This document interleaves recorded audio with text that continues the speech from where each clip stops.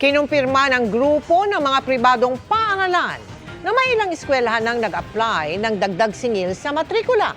Nagsumiti rin ang grupo ng rekomendasyon sa mga posibleng maging education secretary. Nakatutok si Mari Zumal.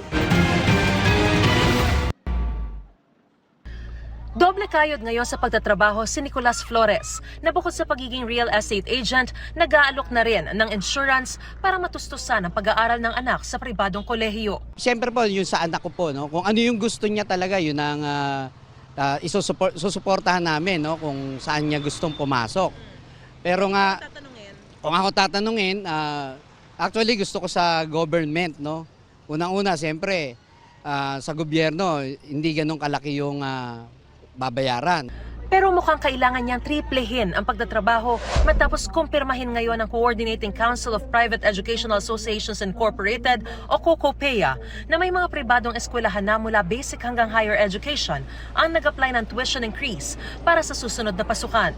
To respond to the inflation and the economic difficulties being experienced by our parents, we cannot help but also apply for tuition increase ranging from 3% to 9%, 12%.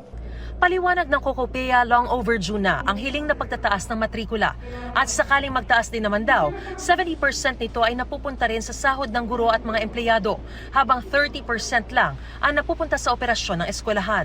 Some of these schools, the last time that they applied for an increase was even pre-pandemic. So I think it was just really about time for them to adjust their fees.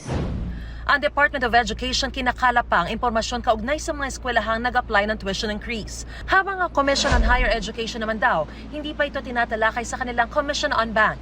Sa gitna ng mga hamong kinakaharap na sektor ng edukasyon, nagsumite na raw kahapon ang COCOPEA ng shortlist ng kanilang rekomendasyon kay Pangulong Bongbong Marcos para maging susunod na DepEd Secretary kapalit ni Vice President Sara Duterte. Kabilang sa nasa listahan sina Jose Francisco Benitez, Senator Sonny Angara, Joyce Andaya, Gina Gonong at Wilmer Joseph Tria.